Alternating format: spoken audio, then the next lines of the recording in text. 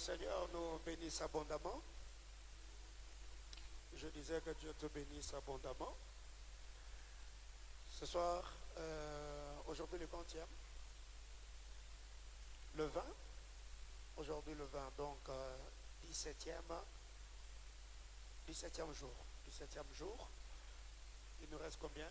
13. Donc déjà, la semaine prochaine, nous serons déjà en train de chuter, n'est-ce pas? On va chuter si seulement tu as jeûné. Alléluia. Donc nous sommes là. Aujourd'hui, nous avons la grâce de céder l'hôtel à un fils de la maison. Donc cette année, nous n'avons sélectionné que 3 prédicateurs de l'Église. Parce que le fardeau que le Seigneur nous avait donné, c'est de travailler avec le Père. Et bien, la semaine prochaine, nous aurons Papa Réussite Ngoïmandakou qui va nous apporter la parole. Nous aurons le professeur, le docteur Jonathan Yamwimbo qui va nous apporter la parole. Nous aurons également Maman Jolie Famba qui vont nous prêcher. Et déjà, l'autre semaine, là, le lundi, nous allons clôturer avec Beraka 2022. Alléluia.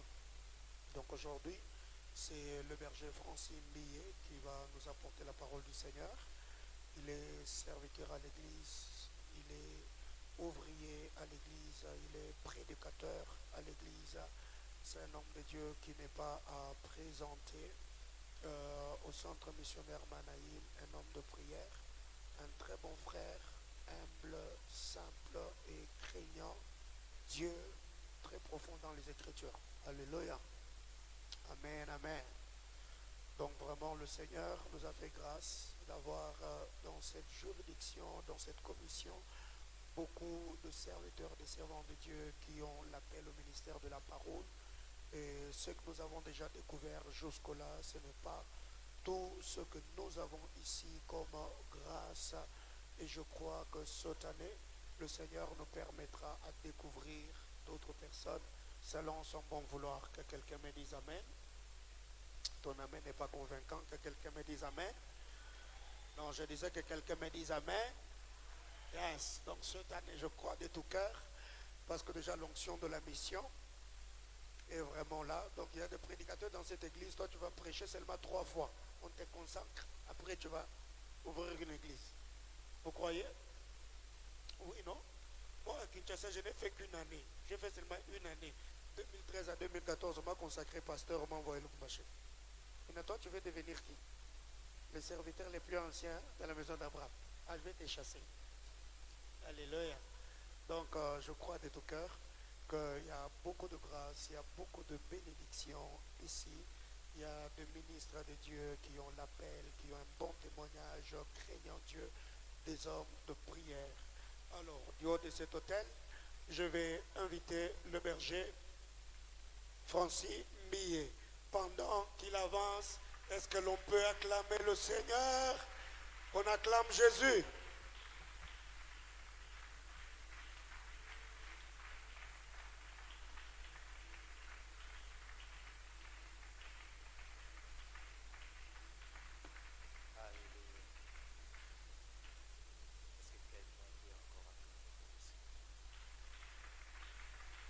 C'est pour le roi de rois que tu le fais, ce n'est pas pour le frère Francis. C'est pour le roi de rois que tu le fais, alors est-ce que tu peux le faire bien? C'est pour le maître de maître. Tu es là pour écouter la parole. Tu es là pour être nourri. Et la personne qui nourrit par excellence, c'est la personne de Christ. C'est cette personne qui nous a assemblés ce soir. C'est cette personne qui nous a réunis ce soir. Ce n'est pas le frère Francis qui est au-devant de toi pour qui tu acclames, mais tu acclames pour le Créateur. Tu acclames pour le Créateur. J'entends une créature acclamer pour le Créateur. Je vois une créature acclamer pour le Créateur. Oh, est-ce que tu peux acclamer pour ton Dieu? Tu peux acclamer pour ton Dieu. Tu peux acclamer pour ton Dieu. Merci Jésus. Merci Jésus. On peut reprendre nos places. J'ai dit merci au Maître des Esprits, au pays spirituel, de m'avoir choisi dans cette convention, d'avoir permis que je sois parmi ceux qui apportent la parole dans cette convention. J'ai dit merci à mon Dieu, à celui qui m'a appelé très jeune. Je lui dis merci pour cette grâce qu'il m'a faite. On a sélectionné plusieurs pères, et parmi les pères, la grâce est tombée sur nous. On a coché notre nom afin que nous puissions nourrir le peuple de Dieu et de parler sur ces grands thèmes. Alléluia. J'ai dit merci à mon Dieu. J'ai dit merci à papa pour la marque de confiance. Merci pour votre amour, papa. J'ai dit aussi merci à maman. Je crois qu'elle me suit. J'ai dit merci aux administrateurs. J'ai dit merci aux bergers. J'ai dit merci aux ouvriers du centre missionnaire Manaï. Aujourd'hui, le matin, j'avais déjà mis mon téléphone en mode avion et lorsque j'ai enlevé cette option-là, j'ai trouvé beaucoup de messages. J'ai vu des bergers, j'ai vu des ouvriers, j'ai vu des frères et des sœurs m'écrire pour m'encourager, me dire Dieu est avec nous. Alors, sincèrement, je vous dis merci. Merci pour votre amour manifesté à mon égard. Merci pour vous tous qui avez intercédé pour moi aujourd'hui. Merci pour vos encouragements. Merci pour cette bénédiction que vous êtes pour moi. Alléluia. Alors j'invite quelqu'un à lire la parole. On va lire la parole et puis on va prier. Nous sommes dans Luc 15.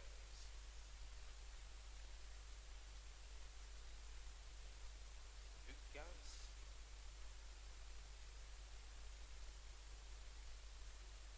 Le verset 4 jusqu'au 7e verset. La Bible déclare: quel homme d'entre vous, s'il a 100 brebis et qu'il en perde une, ne laisse le 99 autres dans le désert pour aller après celle qui est perdue, jusqu'à ce qu'il la retrouve. Lorsqu'il l'a retrouvée, il la met avec joie sur ses épaules. Et de retour à la maison, il appelle ses amis et ses voisins. Il leur dit: réjouissez-vous avec moi, car j'ai retrouvé ma brebis qui était perdue. C'est de même, je vous l'ai dit, il y aura plus de joie dans le ciel pour un seul pécheur qui se répand que pour 99 justes qui n'ont pas besoin de repentance. On peut répandre nos places. On va aussi lire 1 Samuel.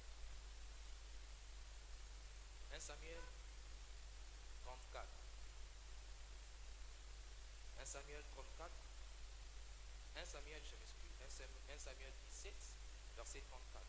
La Bible déclare: David dit à Saül, ton serviteur faisait paître les brebis de son père, et quand un lion ou un ours venait en enlever une du troupeau, je courais après lui, je le frappais, et j'arrachais la brebis de sa gueule. S'il s'est dressé contre moi, je le saisissais par la gorge, je le frappais et je le tuais. On va aussi ajouter Apocalypse 5. Nous allons lire à partir du premier verset. Apocalypse 5. La Bible déclare: puis je vis dans la main droite de celui qui était assis sur le trône dedans et en dehors, scellés de 7 sceaux. Et je vis un ange puissant qui criait d'une voix forte. Qui est digne d'ouvrir les livres et d'en rompre les sceaux? Et personne dans le ciel, ni sur la terre, ni sous la terre, ne put ouvrir les livres et les regarder. Je pleurais beaucoup de ce que personne ne fut trouvé digne d'ouvrir les livres ni de les regarder. Alléluia. Alors, je nous prie juste d'incliner nos têtes pour un petit moment de prière. Dire à Dieu, Seigneur, j'aimerais que tu me parles. Parle-moi. Parle-moi pendant ces temps. Est-ce que quelqu'un peut parler au Seigneur? Parle à Dieu. Que Dieu parle à ton cœur. Que Dieu parle à ton âme.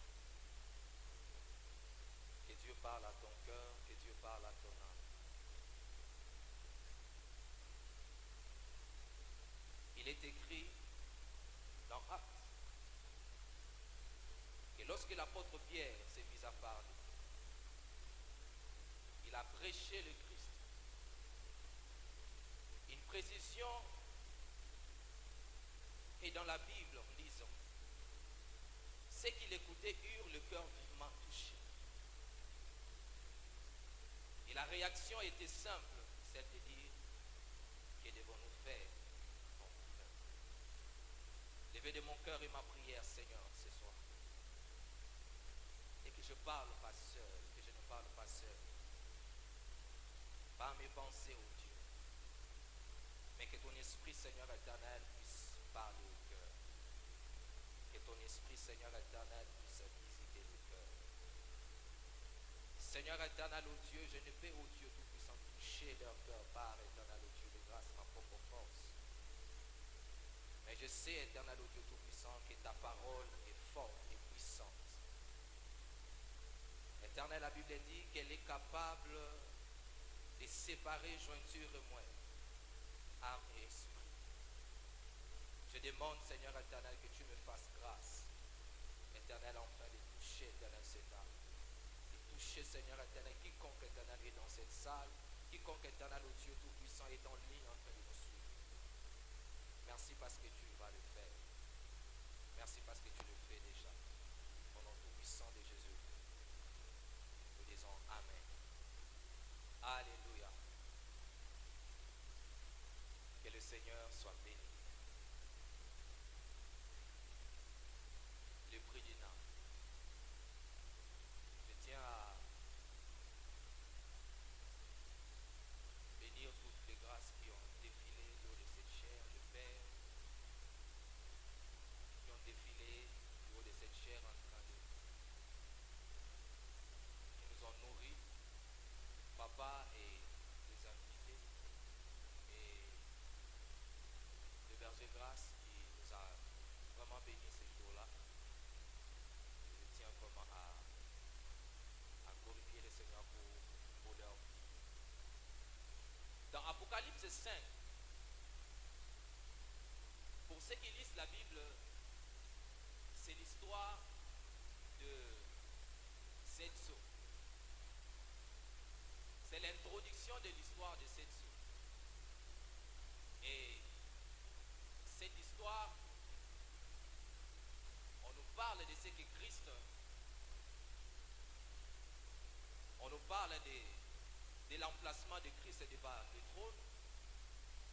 On nous parle de l'état de Christ devant le trône. Et puis on nous parle des actes de Christ. Alléluia.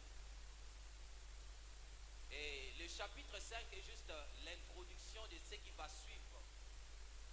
Des événements qui vont suivre. Et lorsque vous lisez la Bible au chapitre 1, lorsque le Seigneur ravit le prophète en esprit, l'apôtre Jean, la Bible déclare une chose. L'ange qui lui parlait l'a dit une chose en disant que ce que tu vois, écris-le. Alléluia. La mission que l'apôtre avait, c'était celle de voir et d'écrire. La mission que l'apôtre avait dans cette vision était celle de rester attentif et rester vraiment observateur afin de voir clairement ce qui s'est défilé au devant de lui et de l'écrire. Parce que l'ange l'a dit une chose, ce que tu vois, écris-le et envoie-le aux 7 églises.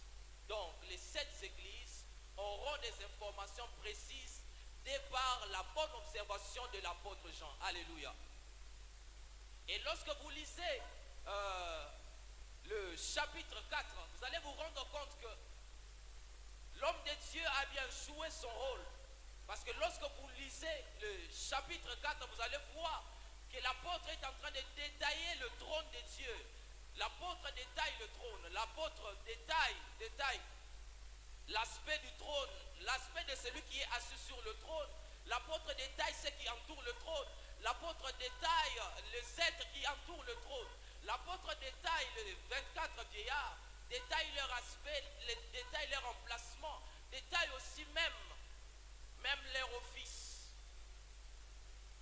Vous allez remarquer une chose qui avait tellement une profondeur, et vous allez remarquer une chose, que l'apôtre était très précis. Parce que lorsqu'il pose les yeux sur les 4 êtres vivants, vous allez voir, il dit une chose, que ces êtres étaient remplis de Dieu, devant et derrière. Donc cette personne avait bien observé, alléluia, et joué tout ce temps son rôle comme il le faut. Mais lorsque vous arrivez au chapitre 5, au chapitre 4, l'apôtre Jean nous a montré que c'est un bon observateur. Mais lorsqu'on arrive au chapitre 5, c'est là qu'on se rend compte que Jean est un bon observateur, mais Jean n'est pas un excellent observateur. Alléluia. Parce que la mission que Jean a est de voir, enfin d'écrire à l'église, aux 7 églises. Or, ce que les 7 églises ont besoin d'entendre ou d'avoir comme information, ce n'est pas d'abord l'aspect du trône, ce n'est pas d'abord l'aspect des 24 vieillards, mais ce que les 7 églises ont besoin d'entendre ou d'avoir comme information, c'est ce que l'agneau va faire dans la suite du temps. Alléluia. Mais lorsque vous lisez le chapitre 5, vous allez vous rendre compte que quelque part, l'apôtre se rend compte que quelque chose se passe. Il a raté quelque chose. Et sa réaction est simple. Il réagit comme une personne qui n'habite pas le ciel. Il réagit comme un terrestre parce qu'il commence à pleurer. Pourquoi il pleure? Parce qu'il se rend compte que pendant ce temps-là, il n'était pas ravi en esprit. La porte qui s'était ouverte, cette dimension qui était ouverte à lui, n'était pas une dimension qui était venue pour qu'il puisse venir en tourisme au ciel, mais il était venu au ciel pour assister à un conseil de Dieu. Alléluia. C'était un moment où une décision très importante devait être prise sur l'humanité. Alléluia.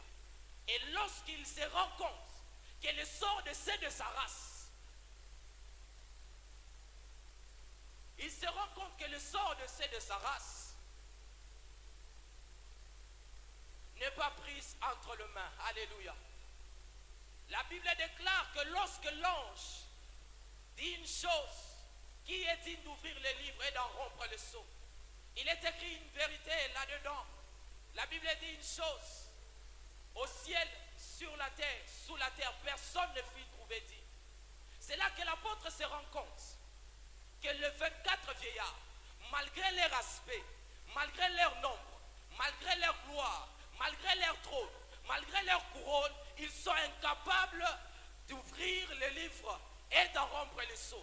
Il se rend compte que les 4 êtres vivants, malgré qu'ils sont tout près du trône, ces 4 êtres vivants sont incapables d'ouvrir le livre et d'en rompre le sceau. Malgré qu'ils sont remplis de Dieu, plus pire encore, il est écrit dans la Bible qu'ils sont même incapables, ils ont été incapables de regarder même le livre. Dommage. Et là, l'apôtre se rend compte qu'il a raté quelque chose. Alléluia. La mission que l'apôtre avait été de bien voir, enfin de rapporter. Il était au ciel enfin de voir comme il faut, enfin de rapporter à l'humanité. Mais il est passé à côté de quelque chose de plus important. Alléluia. Combien de fois on est passé à côté de ce que Dieu attendait de nous? Combien de fois on est passé à côté de ce que Dieu voulait que nous puissions faire? Il y a des dimensions qui ont été ouvertes dans nos vies. Il y a des portes qui se sont ouvertes. Il y a des voyages qui sont venus. Il y a des relations dans lesquelles Dieu nous a introduits. Mais le problème est que on n'a pas compris notre mission là-dedans. La mission de l'apôtre était de voir et de rapporter. Et il devait voir quoi? Il devait voir ce que l'agneau devait faire. Il devait voir l'état de l'agneau. Il devait voir les actions de l'agneau. Alléluia. Mais après, il se rend compte qu'il a raté sa mission pendant ces temps-là. Et c'est là que je dis une chose, que l'apôtre est un bon observateur, mais pas un excellent observateur. Parce qu'un bon observateur voit tout, mais un excellent observateur voit ce qu'il faut voir. Alléluia. C'est ainsi que quand le Seigneur parle à Jérémie, il a dit une chose. Que vois-tu? Jérémie a répondu en disant, je vois une branche d'amandier. Et Dieu l'a dit, tu as bien vu. Pourquoi? Parce que c'était la branche d'amandier que Dieu voulait que Jérémie puisse voir. Alléluia. Combien de fois Dieu a permis que tu puisses rencontrer certaines personnes, afin que tu puisses les annoncer la bonne nouvelle, et tu y es passé à côté.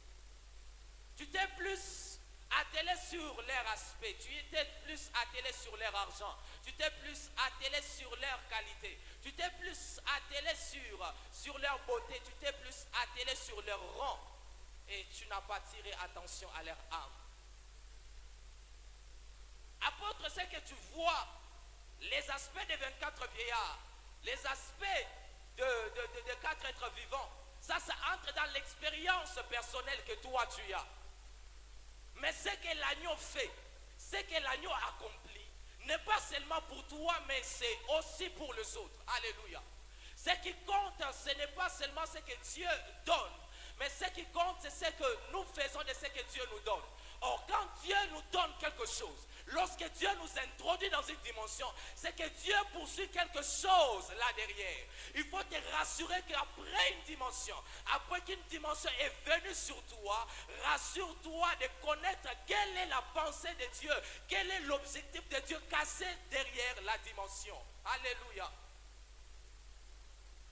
Lorsque l'ange l'a parlé pour la première fois, c'était la dispensation des informations, des instructions. Tu diras aux sept églises, tu diras à telle église, tu diras à telle église. Et après, shift, une deuxième dimension. Une porte s'ouvre et on l'introduit au palais royal. Il a cru qu'il était parti en tourisme. Or, il participait au conseil de Dieu. Pour toi, ce n'est qu'une rencontre. Pour toi, ce n'est qu'un voyage. Pour toi, ce n'est qu'une femme. Pour toi, ce n'est qu'un homme. Pour toi, ce ne sont que des collègues.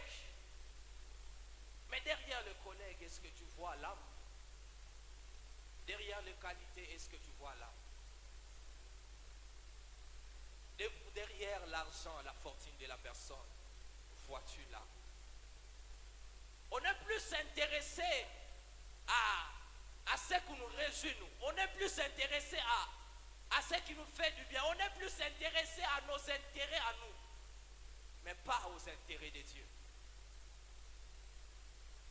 Et tôt ou tard, vous allez vous rendre compte que quelque part, vous vous rendrez compte que vous avez commis erreur quelque part. Parce que Dieu va toujours vous faire sentir que vous êtes passé à côté de votre mission. Alléluia. J'aimerais dire à une personne, lorsque Dieu permet qu'une porte s'ouvre au-devant de vous, lorsque Dieu permet qu'une porte s'ouvre au-devant de vous, lorsque Dieu permet que des gens puissent venir auprès de vous, lorsque Dieu permet que vous puissiez rencontrer tel rang de personnes, rassurez-vous d'une chose, c'est que Dieu a aussi des intérêts cachés derrière cette dimension-là. Dieu a aussi des intérêts cachés derrière cette rencontre-là. Dieu a aussi des intérêts cachés derrière cette relation-là. Toi, tu vois seulement la femme, toi, tu vois seulement l'homme, mais Dieu voit l'âme. Dieu voit l'âme. Alléluia. Aujourd'hui, plusieurs personnes, on s'intéresse à ce que l'homme peut nous donner.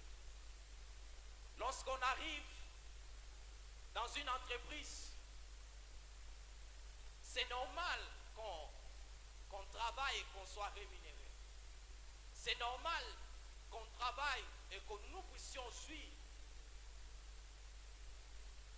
du fruit de nos mains, de notre sueur. Mais la question à se poser, mais pourquoi seulement là?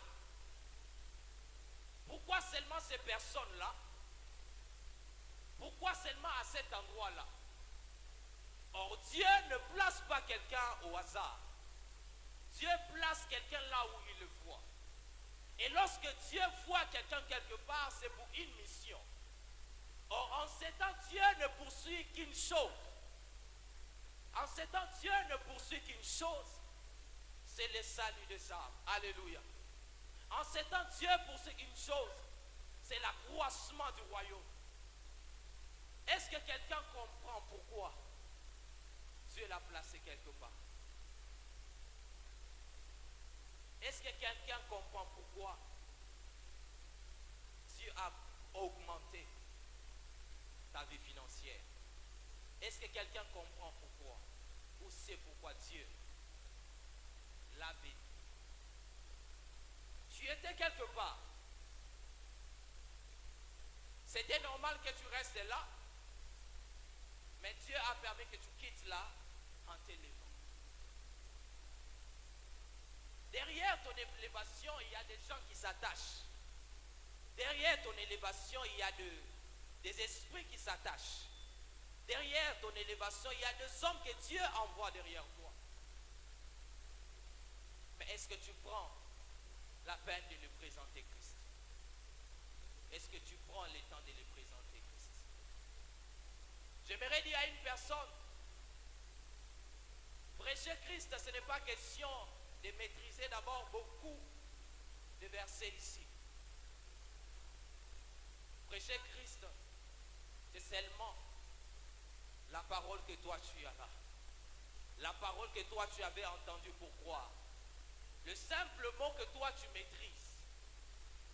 La simple explication que toi tu peux avoir de Christ. Et la volonté attachée peut faire à ce qu'une âme soit sauvée. Parce que celui qui convertit, ce n'est pas toi. Celui qui convertit, c'est celui qui est au ciel. Alléluia. Toi, tu n'as juste qu'à parler. Ce dont on te demande, ce qu'on te demande, toi, c'est juste de parler. Alléluia. Parce que beaucoup donnent raison. Non, je ne maîtrise pas la Bible. Non, moi, je ne maîtrise pas beaucoup de versets. Ce n'est pas d'abord question de versets. Ce n'est pas d'abord question de beaucoup de connaissances. Mais c'est question de rencontre. Alléluia. Lorsque tu as rencontré quelqu'un, pour le détailler un peu, tu n'as pas besoin de passer beaucoup plus de temps. Le détail physique, tu peux le dire comme ça. Et la personne peut comprendre avec une courte pensée, c'est de quoi tu parles. Alléluia. J'aimerais dire à quelqu'un, là où Dieu t'a placé, c'est pour quelque chose. Là où Dieu t'a placé, c'est pour quelque chose. C'est pour que tu puisses t'épanouir. C'est pour que tu puisses rencontrer des gens. C'est pour que tu puisses rencontrer des hommes élevés, des femmes élevées. Que tu puisses entrer et être dans un rang élevé. Mais pas seulement pour que tu puisses jouir de ces choses-là. Mais aussi pour gagner des âmes. Il y a des âmes dans ces rangs-là que Dieu doit gagner par toi. Il y a de ces personnes dans ces rangs-là que Dieu doit gagner par toi. Il y a de ces gens dans ces rangs-là que Dieu doit gagner par toi. Christ a juste besoin que tu puisses ouvrir ta bouche et que tu puisses leur présenter la personne de Christ. Alléluia. Lorsque vous lisez le livre de Luc 15, Bible nous montre qu'il y a une personne qui a 100 brebis et qui a perdu une brebis. Il a conservé les 99 là où il le fallait et il est parti suivre la brebis qui était égarée. Puisque pour cette personne, cette brebis comptait tellement. Il n'a pas d'abord regardé à l'abondance qu'il avait, mais il a plus tiré attention à la perte qu'il a connue. Puisque derrière les 99, il voyait une brebis. Derrière les 99, il voyait une brebis. Certainement, il s'est dit, aujourd'hui c'est une qui est partie. Demain, c'est l'autre qui partira aussi. Aujourd'hui, tu négliges la seule personne qui est à tes côtés. Aujourd'hui, tu négliges ce que Dieu t'a donné. Aujourd'hui, tu négliges ce que Dieu a placé entre tes mains. Aujourd'hui, tu négliges ce que Dieu a placé à tes côtés. Tu regardes plus à l'abondance. Tu tires plus attention à l'abondance. Tu tires plus attention à ce qui te rejoue toi. Tu tires plus attention à ce qui te calme toi. Mais tu n'as pas tiré attention à une brebis qui compte aux yeux de l'Éternel. Une brebis, derrière une brebis se cachent les 99. Derrière une brebis, je dis à une personne, se cachent les 99. Les 99 sont constitués de brebis. Et si tu fais semblant, ou tu boudes, ou tu t'en fous d'une seule qui est partie, rassure-toi, parmi les 99, une autre partira. Rassure-toi que parmi les 99, une autre partira encore. Tu iras de 99 à 89, et 79, 69, 59, un jour tu vas te retrouver sans rien. Pourquoi? Parce que tu n'as pas compris. Tu n'as pas été responsable. Permettez l'Éternel. Le Seigneur nous disant ou nous donnant cette parabole, c'était pour nous montrer quel intérêt il donne à une âme. Quel intérêt il donne à une âme. Quel intérêt il donne à une âme. Lorsque vous lisez le livre de 1 Samuel, 1 Samuel 17, c'est l'histoire du roi David. Le roi David, il est encore berger. Il conserve le troupeau de son père. J'aime l'attitude de cette personne, puisque c'est un berger responsable. J'aime son attitude, puisque c'est un berger responsable. La Bible déclare qu'à chaque fois qu'on attaquait les brebis, le berger David prenait le risque d'attaquer le prédateur. Alléluia. Le berger David prenait le risque d'attaquer le loup, d'attaquer l'ours. Le berger David prenait le risque d'exposer sa propre vie pour une brebis. Alléluia. Pour le berger David, les troupeaux de son père, la brebis de son père a plus d'importance. Il ne peut pas perdre une seule brebis. Parce que devant son père, il doit rendre compte. Même quand un lion venait, le roi, le berger David, s'approchait et arrachait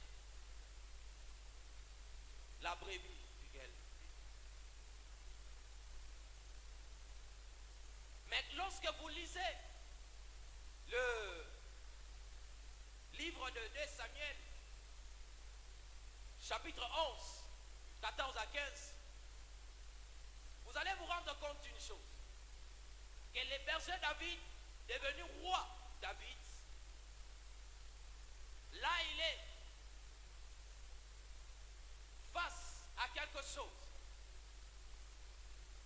vu une femme, Bathsheba. Et cette femme a touché à son cœur. Le berger veut prendre cette femme. Et dit, le berger a pris cette femme. Le roi a pris cette femme. Et lorsqu'il demande de qui cette femme est, on l'a dit, c'est la femme d'un de tes soldats. Lorsque le soldat est de retour, le berger commence à manigancer de sel. Le roi commence à manigancer de sel. Le roi avait éliminé son propre soldat. Pourquoi? Pour son propre intérêt. Le roi avait des envies. Le roi voulait satisfaire ses besoins. Le roi voulait avoir la femme. Le roi voulait que cette femme puisse l'appartenir. Et lorsque vous lisez le chapitre 11 du deuxième livre de Samuel, la Bible déclare une chose, que le roi David a dit à l'un de ses généraux, prenez Uri, donc le mari de la femme qu'il avait aimée, prenez cette personne et placez-les au premier rang.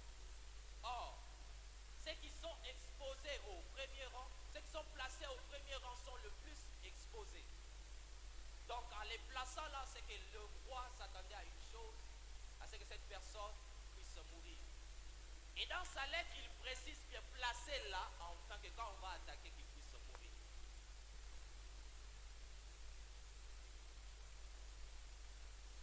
Le berger, David, a la conscience qu'une brebis devant son père compte et il ne peut pas le faire. Mais le roi David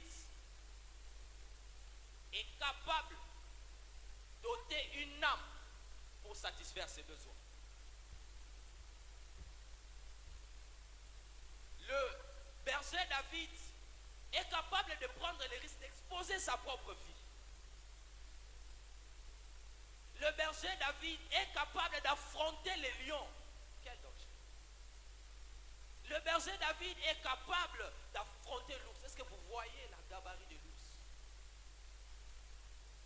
Pourquoi? Parce que la brebis compte plus. Pour le berger David, la brebis compte. Pour le roi David, l'âme ne compte pas. Alléluia. Et je dirais une chose en disant, les bergers et le roi. Je dirais que pour David, la brebis, la bête compte plus que l'âme. Pour David, la bête compte plus que les soldats du grand roi. Pour David, la bête compte plus que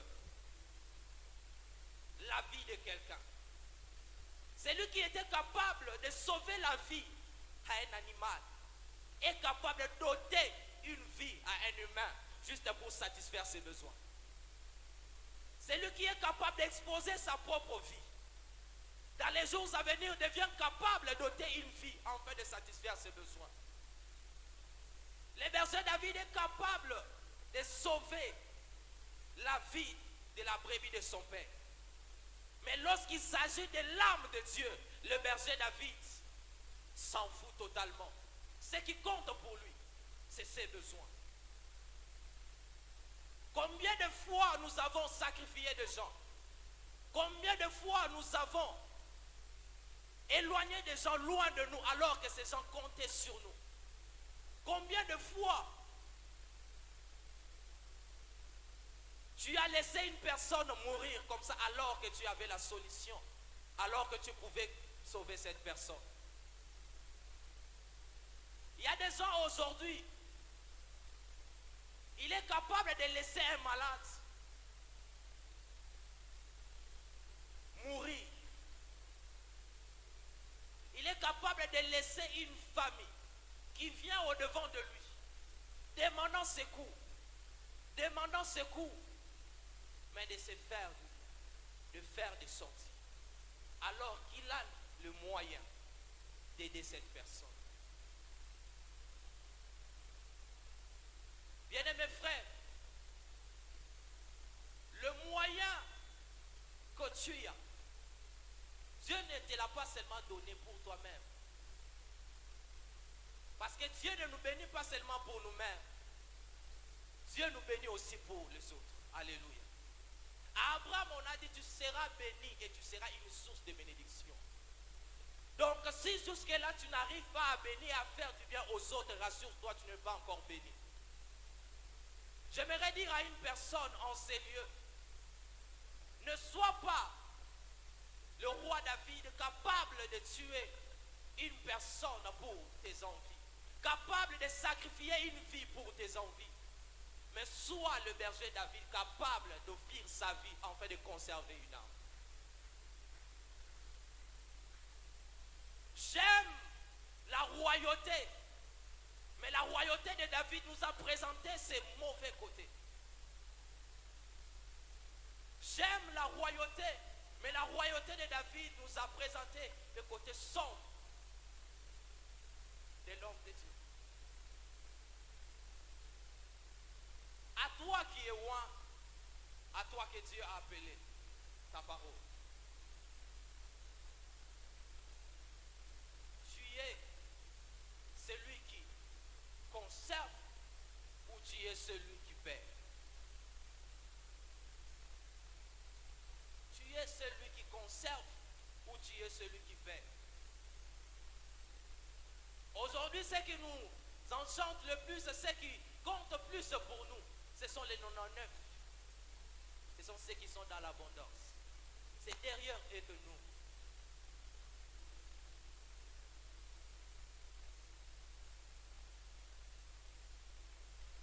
Mais ceux qui n'ont rien, mais ces personnes qui n'ont personne, ces personnes qui n'ont que vous comme point d'appui, ces personnes qui n'ont que vous comme point d'appui, lorsque ces personnes regardent leur vie, ils peuvent se dire, j'ai rien, mais au moins j'ai un berger John dans ma vie. J'ai rien, mais au moins j'ai quelqu'un qui se tient devant Dieu et qui parle pour moi. J'ai rien, mais au moins j'ai quelqu'un qui me laisse son oreille et m'écoute. Aujourd'hui, ce sont les 99 que l'on conserve et on s'en fout de la brebis égarée. On s'en fout de la brebis qui est partie loin. Bien-aimés frères, ce thème est venu enfin d'élever une génération de guerriers. Alléluia. Le prix d'une âme. Et si Dieu a permis qu'on puisse parler sur ce thème, c'est que Dieu nous attend quelque part. Et pour ceux qui observent le mieux, je ne ferai pas comme dans Pater Ouyos pour rentrer. Mais si vous observez derrière moi, il y a sanctification, puissance et invasion. Or, lorsque le Seigneur a inspiré ce thème au Père, c'est que Dieu poursuit quelque chose, c'est que le centre missionnaire, Manaïm, entre dans une saison d'invasion. Or, ne peut entrer dans une saison d'invasion que celui qui a le cœur de l'agneau. Alléluia. Ne peut entrer dans une saison de l'invasion que celui qui a compris les intérêts de Dieu. Ne peut entrer dans une saison d'invasion que celui qui a compris les intérêts de Dieu derrière la vie d'une personne. Alléluia. Lorsque vous lisez, rentrons dans Jean, je m'excuse, Apocalypse 5, l'apôtre se rend compte qu'il a raté quelque chose. Et sa réaction est simple. L'apôtre commence à pleurer. Ça ne se fait pas au ciel. Ça, c'est pour les humains. Pourquoi? Parce que au ciel, sur la terre, personne ne fut trouvé digne d'ouvrir le livre et d'en rompre le sceau. Même de le regarder, personne. Il a commencé à pleurer. Et lorsqu'il pleure, la Bible dit une chose, que l'âne de vieillard a arrêté ce qu'il faisait et l'a dit. Pourquoi? Ne pleure pas. Il a dit une chose, ne pleure pas. Regarde bien. Voici le lion de la tribu de Juda qui a vaincu. Alléluia. Et lorsque vous lisez le chapitre 5, vous allez vous rendre compte que l'apôtre Jean, posant les yeux là où on l'a indiqué, il a dit une chose, qu'il a vu entre les 4 êtres vivants, au milieu du trône, il a vu un agneau qui était là, comme immolé. Bien-aimés frères, il y a un problème. Parce que lorsque vous lisez le chapitre 4, l'apôtre est très précis dans sa façon de dire ce qu'il voyait. Il a décrit l'aspect du trône. Il a décrit ce qui entourait le trône. Il a décrit la mer en cristal. Il a décrit les 7 lampes qui étaient les 7 esprits de Dieu. Il a décrit l'aspect des 24 vieillards, leur emplacement et leur office. Il a décrit l'aspect des 4 êtres vivants, leur emplacement et leur office. Et lorsque vous regardez la précision de l'apôtre, vous allez vous rendre compte que normalement l'apôtre ne pouvait pas rater la position de l'agneau. Alléluia. Puisque lorsqu'il regarde, la Bible dit qu'il a vu l'agneau au milieu du trône qui était là comme immolé. Donc à première vue, il ne pouvait pas rater l'agneau. J'ai compris une chose. On ne peut pas voir l'agneau si on n'a pas le cœur de l'agneau. Tu ne peux pas voir l'agneau si tu n'as pas le cœur de l'agneau. Il y a une dimension cachée dans des dimensions. Alléluia. À une dimension que Dieu t'accorde, il y a une dimension cachée. Alléluia. La porte peut s'ouvrir. Ça, c'est une dimension. Mais la dimension de l'agneau est attachée qu'à ceux qui ont le cœur de l'agneau. Centre missionnaire Manaïm, si nous voulons vraiment entrer dans une émotion, nous devons avoir le cœur de Christ afin de toucher les âmes. Si on n'a pas le cœur de Christ, on va prier, évangéliser, et il n'y aura rien. Alléluia. Tu as besoin d'avoir le cœur de l'agneau. La Bible dit qu'il a pleuré. Pourquoi il a pleuré? Parce qu'il s'est mis à la place des humains. Autrefois, il était spectateur. Il s'est pris pour un ange.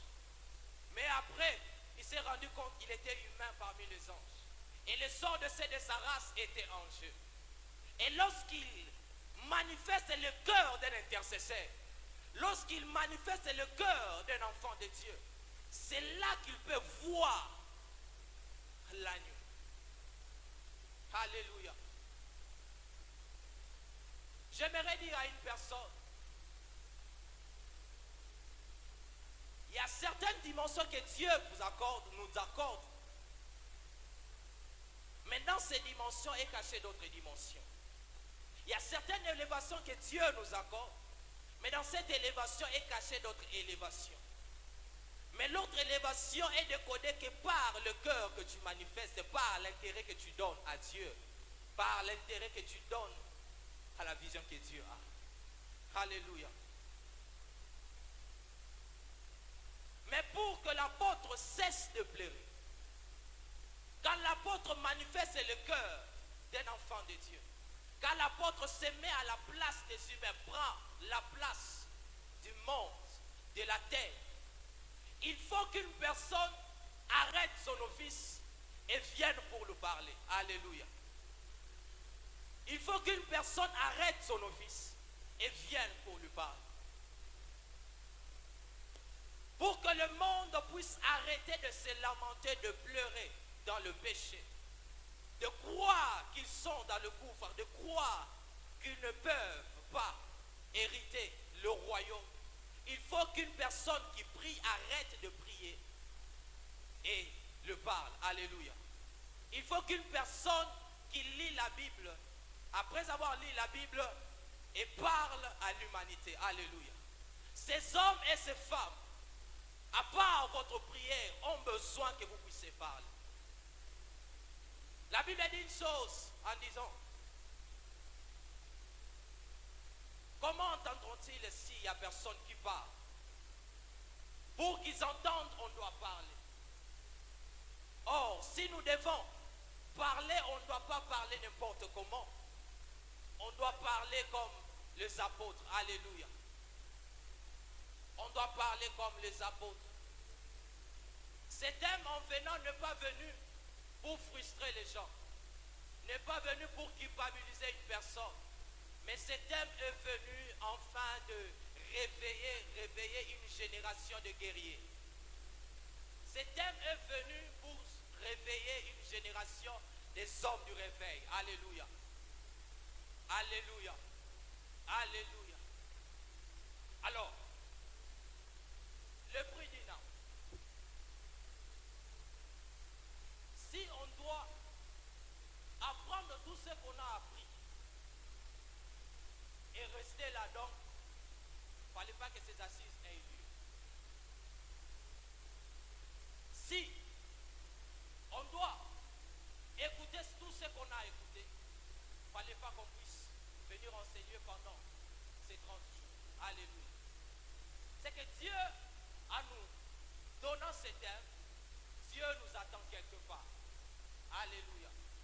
C'est que nous puissions entrer dans une invasion. Alléluia. Or, l'invasion n'est pas donnée à n'importe qui. L'invasion, frère Scott, n'est pas donnée à n'importe qui. L'invasion est donnée aux lions. L'invasion sont données aux personnes capables d'entrer dans un territoire et d'en prendre possession. Alléluia. Or, on ne prend pas possession en étant faible. On ne prend pas possession en étant faible. Alléluia. Alléluia. Oui, on ne prend pas possession en étant faible. Celui qui prend possession est plus fort que celui qui l'a trouvé là. Alléluia. Pour prendre possession d'une terre, il faut être fort plus que les personnes que tu as trouvées sur cette terre-là. Or, lorsqu'on annonce la bonne nouvelle, c'est rien d'autre que la guerre de territoire. Alléluia. Dans la guerre de territoire, c'est celui qui est plus fort qui possède la territoire. Or, pour que tu puisses posséder la territoire, tu as besoin que tu aies une puissance, une autorité qui t'accompagne, une chose supérieure à l'autre, afin que tu puisses en prendre possession. Alléluia. C'est ainsi que lorsque vous lisez les apôtres, vous lisez les actes des apôtres, vous allez vous rendre compte d'une chose, que la Bible ou les actes des apôtres, ce ne sont pas seulement les actes des apôtres, mais c'est les actes du Saint-Esprit. Alléluia. Et lorsque vous lisez ces personnes, vous allez vous rendre compte qu'ils n'annonçaient pas seulement la parole, mais derrière leur parole, il y avait une main qui les accompagnait. Frère Scott, s'il vous plaît. Il y avait une main qui les accompagnait. Et derrière cette main, derrière la parole, il y avait une main qui les accompagnait. L'invasion ne vient pas seulement par le principe que vous avez appris, que nous savons. L'invasion vient par le principe et par la puissance. L'invasion vient par la stratégie et par la puissance. Ne peut entrer ou conquérir des territoires que celui qui est puissant et celui qui a de meilleures stratégies que l'autre. On fera erreur si seulement on s'est dit que par le principe qu'on a appris ici, on se tiendra devant les âmes, on parlera et tous seront convertis. Faux et archi-faux.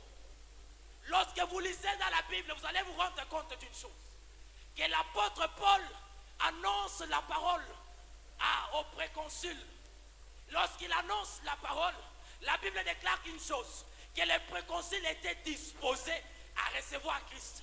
Mais il y avait à côté du préconsul un Élymas, le magicien.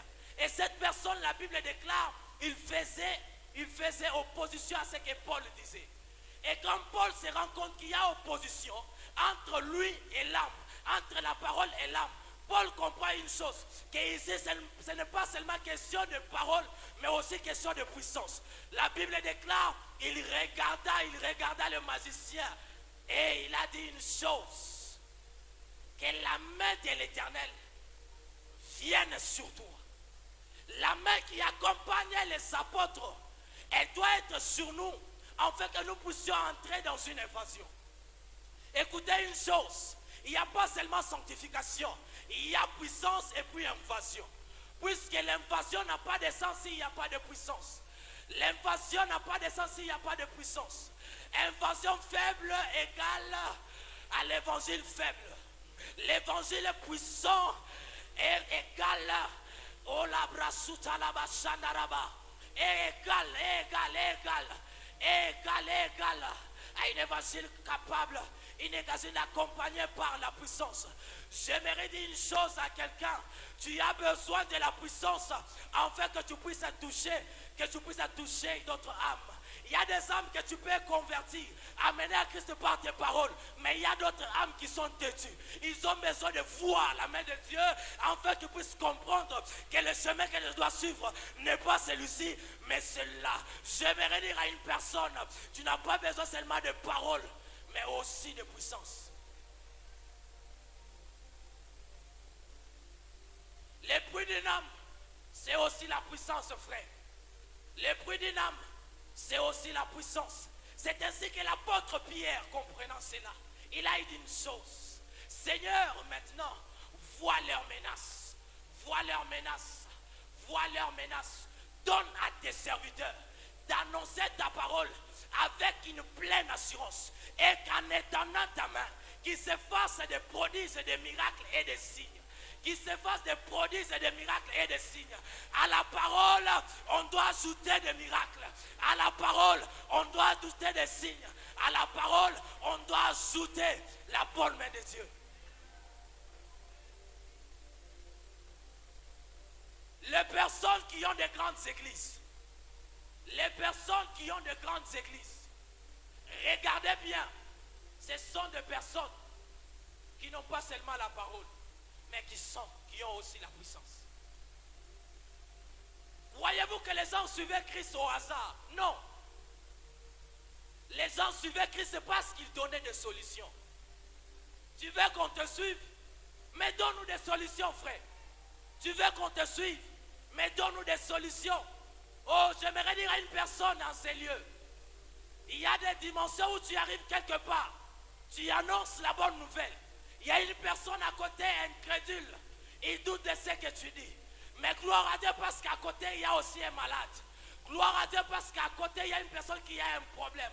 Et lorsque tu regardes la personne, tu arrêtes d'abord de parler et tu imposes la main. Tu te rendras compte que l'imposition de la main est plus forte que la parole que tu venais d'annoncer. Il y a des choses que nous allons toucher. Il y a des foules que l'on aura que si on est puissant. Tant qu'on demeure faible, on restera toujours dans un standing, en se rang. Bien-aimé frère, ma soeur, mon frère, si tu veux aller au-delà, au-delà de la parole, ajoute la bonne main de Dieu. Alléluia. C'est ainsi que lorsqu'on lit l'histoire du prophète Élie, il est écrit dans la parole que lorsque cette bonne main est venue sur lui, elle a donné à Élie quelque chose qu'on ne sait pas expliquer. De façon que quand elle est venue sur Élie, un humain a couru plus vite que le chevaux. Alléluia. La bonne main de Dieu quand elle vient sur toi, la puissance de Dieu quand elle vient sur toi, elle fait que parmi les hommes, que tu puisses te distinguer. La distinction est attachée, pas seulement dans la parole, mais aussi dans la puissance. On fait erreur de croire qu'on doit seulement prêcher et non pas vivre la puissance. Mon bien-aimé Sauveur, il annonçait la parole, mais aussi après, il guérissait les malades. Mais aussi après, il pouvait dire à un homme, prends ton lit et marche. Bien-aimé frère, il y a des âmes que l'on touchera. Que si on est puissant, que si on est puissant, que si on est puissant, que si on est puissant, que si on est puissant, que si on est puissant. Lorsque vous lisez la Bible, dans Actes, on précise une chose, que le prophète Moïse n'était pas n'importe qui, instruit selon toute la sagesse de Jésus. La Bible déclare que cette personne n'était pas seulement riche ou puissant en parole, mais aussi il était puissant en œuvre. Alléluia. À la connaissance, mon bien-aimé, tu feras bien d'ajouter la puissance. À la connaissance, tu feras bien d'ajouter la bonne main de Dieu. Alléluia. À la connaissance, tu feras bien d'ajouter la puissance de Dieu. L'évangélisation, une évangélisation forte, est celle qui est combinée de la parole et de miracles, de la parole et de signes, de la parole et de prodiges. Alléluia. Parce qu'on ne peut pas annoncer un Dieu qui donne des solutions si on ne les manifeste pas. On ne peut pas, frère. On ne peut pas. On ne peut pas. Il y a des hommes qui croient à la parole facilement. Il y a aussi des autres qui doivent voir enfin qu'ils puissent venir à Christ. Alléluia. Ils doivent voir enfin qu'ils puissent venir à Christ. Il y a des hommes qui ressemblent à Jacob. Vous lui parlez que Joseph vit encore. Son esprit, son âme restent intactes. Mais lorsqu'il pose les yeux sur le char, lorsqu'il voit, la Bible déclare son esprit se ralluma. Il y a des hommes qui sont comme ça. Tant que tu ne démontres rien, ils ne viendront pas. Tant qu'ils ne démontrent rien, ils ne viendront pas. Tu as besoin de démontrer la puissance enfin, qu'ils puissent comprendre qu'il n'est pas seulement un Dieu qui donne le salut, mais qu'il est aussi un Dieu qui sait guérir les malades. Il n'est pas seulement un Dieu qui donne le salut, mais il est aussi un Dieu qui sait restaurer les paralytiques. Il n'est pas seulement un Dieu qui donne le salut, mais il est aussi un Dieu qui sait délivrer ceux qui sont captifs. La Bible déclare, l'Esprit du Seigneur est sur moi. Il m'a oint pour annoncer la bonne nouvelle aux pauvres, la bonne nouvelle. Pour délivrer les captifs et renvoyer libres les opprimés. Il était précis dans ce qu'il faisait et il était équilibré dans ce qu'il faisait. Il annonçait la bonne nouvelle et délivrait les captifs. Il annonçait la bonne nouvelle et guérissait les malades. Bien-aimé frère, je te prie, je te demande que tu puisses aspirer à la puissance afin que tu puisses amener plusieurs à Christ. Alléluia. Si nous voulons, je m'excuse, si nous voulons avoir une très grande moisson, nous avons besoin d'annoncer l'évangile puissant. Alléluia. Tu as besoin de la puissance. Je me demande, berger, comment l'apôtre Paul parlait, comment l'apôtre Pierre parlait. La Bible déclare que lorsqu'il s'est élevé afin de parler aux Juifs lors de la Pentecôte, la Bible déclare que lorsqu'il a parlé, le cœur des gens, la Bible déclare que ceux qui écoutaient cette parole eurent le cœur vivement touché. Vivement touché. La question que je me pose, il parlait comment l'apôtre Pierre? Il parlait comment? Mais j'ai compris une chose.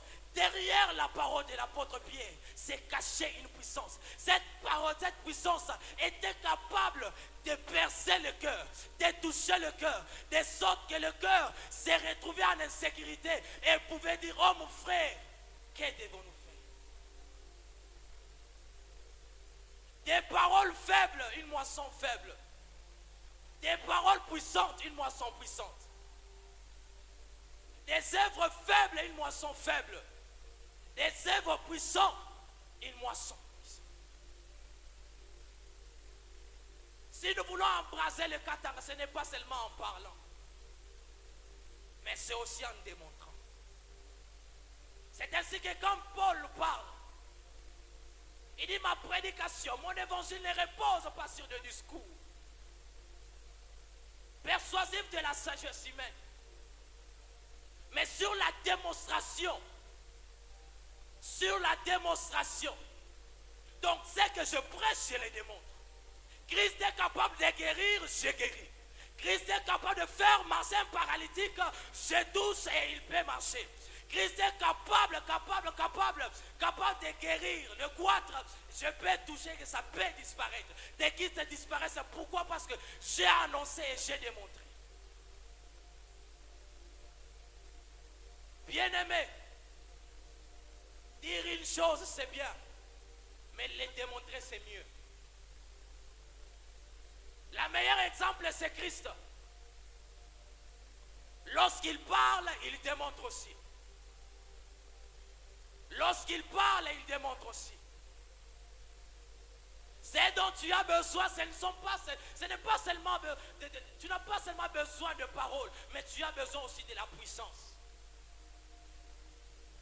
La connaissance que tu as, je peux te dire que ça suffit déjà. Comme ce que tu as appris, déjà, je peux dire que avec ça, tu peux amener une âme à se convertir. Mais ce dont maintenant tu as besoin, ce n'est pas seulement de paroles. Tu as besoin de la bonne main de Dieu sur toi. Tu as besoin de la bonne main de Dieu sur toi. C'est ainsi que l'apôtre Pierre, lorsqu'il s'est rendu compte que c'est en guérissant un paralytique qu'on les a arrêtés et que ça fait du bruit dans la ville, c'est là qu'il est rentré avec les autres. Il a dit, ok, si le miracle fait à ce qu'on nous arrête et que ça puisse, le bruit puisse se répandre, donc ce que nous devons maintenant demander, ce n'est pas seulement la parole, la connaissance, mais la puissance aussi. C'est ainsi en faisant cette prière, il a dit une chose. Maintenant, vois leurs menaces. Donne à tes serviteurs d'annoncer ta parole avec une pleine assurance. Et qu'en étendant ta main, qu'il se fasse des prodiges, des signes et des miracles. Puisque des prodiges, des signes et des miracles, oh bien-aimé, ça fait étendre de bruit plus qu'une parole. Alléluia. J'aimerais te dire, même un inconverti peut parler de ton miracle. Même un inconverti peut parler des miracles. Alléluia. Même un inconverti qui a vu, qui a entendu parler des miracles, peut dire aux autres que j'ai appris qu'une femme n'enfantait pas par une imposition de main d'un jeune homme. On a vu cette femme enfanter. J'ai appris qu'il y a un jeune homme qui s'appelle Baraka. Par l'imposition de main, j'ai vu un vieillard s'élever sur ses pieds. J'aimerais dire à une personne, l'imposition, dire à une personne que le miracle fait étendre rapidement l'évangile. Alléluia. La puissance fait étendre rapidement l'évangile. C'est ainsi que la Bible dit une chose. Que le bien-aimé sauveur, lorsque vous lisez, il est écrit une chose. Que lorsqu'il enseignait, les gens étaient frappés de sa doctrine. Non pas parce qu'il parlait comme tout le monde. Parce qu'il enseignait comme ayant autorité. Parce qu'il enseignait comme ayant autorité. Il y a enseignement et enseignement. Il y a enseignement où tu t'adresses à l'homme. Mais il y a enseignement aussi où tu t'adresses à l'homme, à l'esprit et à l'âme. Il y a enseignement où tu t'adresses aux humains. Mais il y a enseignement où tu t'adresses aux esprits. Il y a enseignement où tu commandes aux hommes. Mais il y a enseignement où tu commandes aux esprits. J'aimerais dire à quelqu'un, si tu veux embrasser le monde, accepte que la bonne main de Dieu vienne et te couvre. J'aimerais dire à une personne en ces lieux, c'est dont le centre missionnaire Manaïm a besoin, c'est de la puissance. C'est dont le centre missionnaire Manaïm a besoin, c'est d'avoir le cœur de Dieu, au cœur de Dieu, mais aussi attacher la puissance, attacher la puissance, attacher la puissance, attacher la puissance, attacher la puissance, attacher la puissance, attacher la puissance, bien-aimé. Attachez la puissance. Attachez la puissance. Attachez la puissance. Attachez la puissance. Attachez la puissance. Attachez la puissance. La puissance, c'est de marquer une personne. La puissance peut te faire démarquer. Alléluia. La puissance n'a pas besoin de titre, bien-aimés frères. La puissance n'a pas besoin que tu sois apôtre, que tu sois berger, loin de là. La puissance n'a pas besoin que tu maîtrises beaucoup. Non. La puissance n'a pas besoin de ça. La puissance vient sur ceux qui ont cru.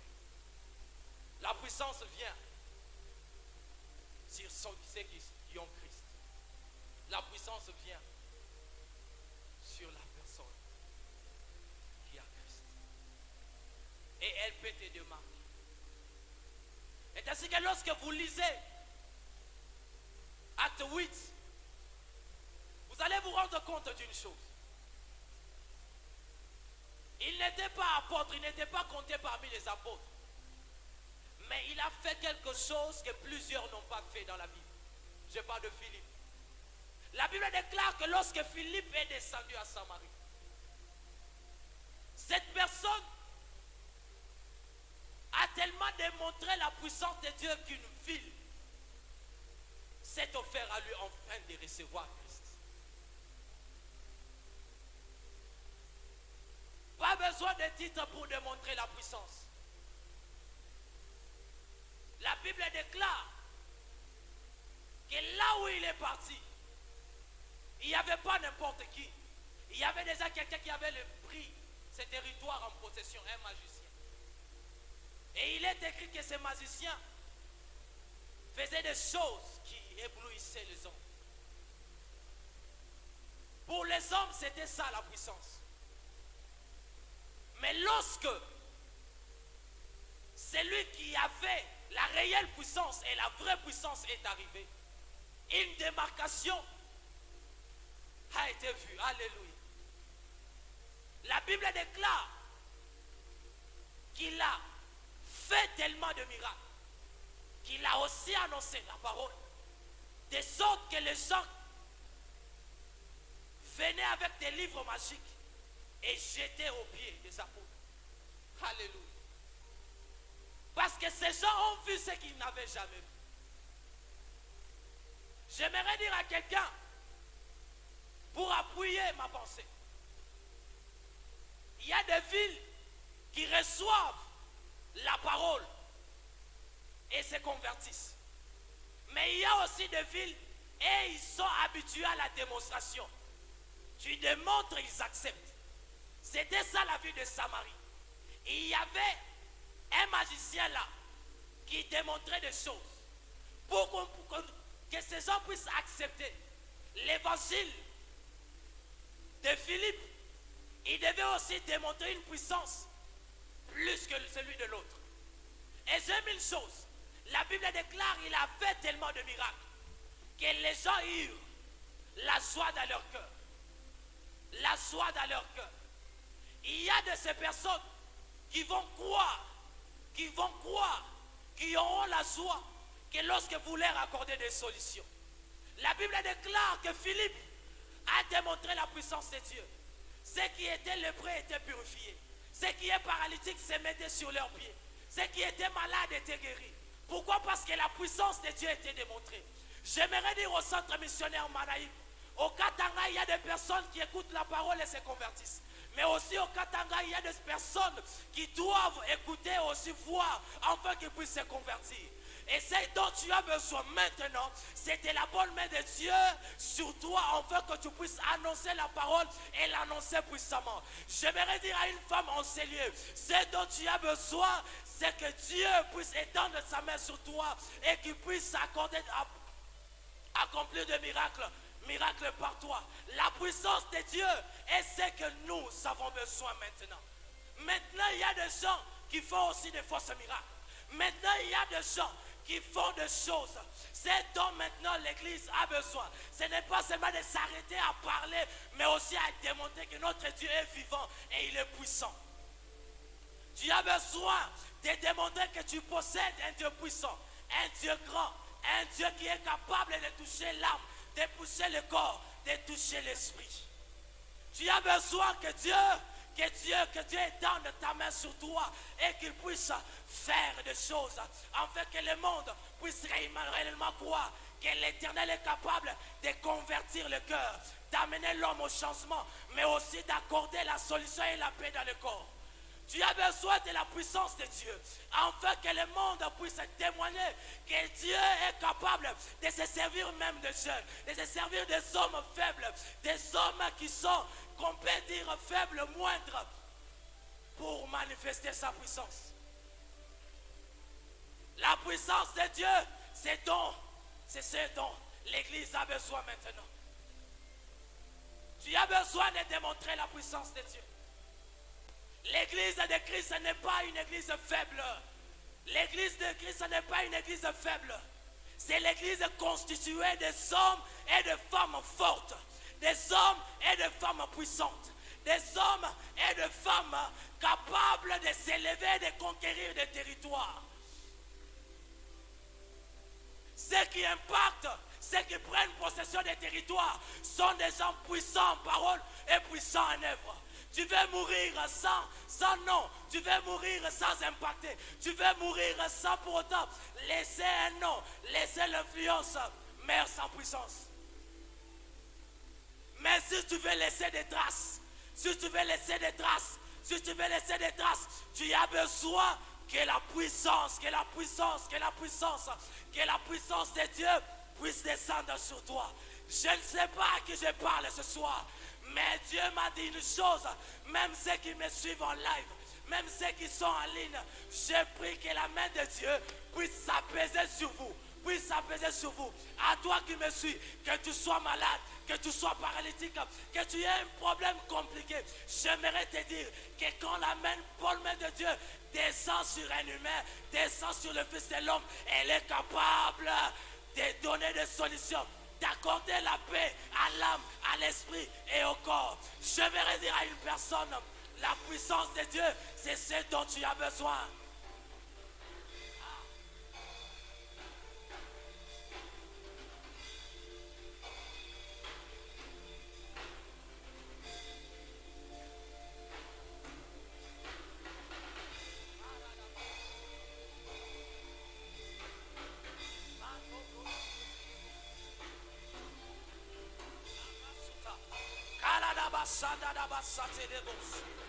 Manda brosite le basada la basata lama.